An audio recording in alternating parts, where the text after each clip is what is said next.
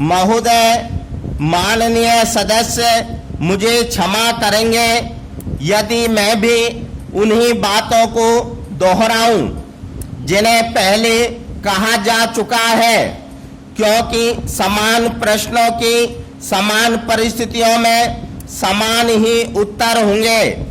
केवल इस सदन में ही नहीं, मैं सर्वत्र आलोचना का स्वागत करती हूँ। मैं इसे बहुत अधिक प्रेरक पाती हूँ। एक अविश्वास प्रस्ताव में हम क्या देखना चाहते हैं, हम इसमें एक वैकल्पिक नीति की रूपरेखा देखना चाहते हैं जिस पर सरकार कार्यान्वयन कर सके। लेकिन जब हम यह देखते हैं कि केवल एक वैकल्पिक नीति के स्थान पर उतनी वैकल्पिक नीतियों का सुझाव दिया जाता है जितनी पार्टियां होती हैं, और कभी कभी एक ही पार्टी की जितनी समस्याएं हो उतनी ही वैकल्पिक नीतियां होती हैं, तो उस स्थान में मेरी राय में अविश्वास प्रस्ताव का कोई अर्थ नहीं होता। वस्तुतः विपक्ष के माननीय सदस्यों में जो एकमात्र समानता है वह यह है कि कांग्रेस शब्द के उल्लेख मात्र में उनमें एक विशेष प्रकार की प्रतिक्रिया होती है। पिछले आम चुनावों में भिन्न विचारों वाली सरकारों का निर्माण हुआ।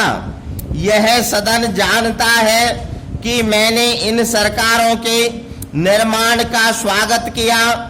मैंने सार्वजनिक रूप से इनका स्वागत किया और मुख्यमंत्रियों से अपनी भेंट में भी इनका स्वागत किया। मेरा यह कार्य पार्टी के संकीर्ण उद्देश्यों से प्रेरित नहीं था। मैं विश्वास पूर्वक यह अनुभव करती थी कि हमारी संघ व्यवस्था इस बदली राजनीतिक स्थिति के अनुरूप सिद्ध होगी। इनका तख्ता उलटने के प्रयासों को हतोत्साहित करने के लिए मैं जो कुछ कर सकते थे मैंने किया। मैंने प्रधानमंत्री के रूप में और मेरे सहयोगियों ने अपने संबंधित विभागों में इन सरकारों को केवल प्रभावशाली ढंग से काम ही नहीं करने दिया बल्कि उन्हें हर संभव सहायता दे, क्योंकि हमारा विश्वास था कि इस प्रकार हम लोकतंत्र को मजबूत बना सकेंगे। यदि इन सरकारों के सब मांगों को पूरा नहीं किया जा सका तो इसका कारण यह नहीं था कि हम इन्हें पूरा नहीं करना चाहते थे, बल्कि यह कारण था कि हमारे सामने बड़ी सच्ची कठिनाइयां थी। साधनों की कमी, अनाज की कमी थी और अन्य चीजों की कमी थी।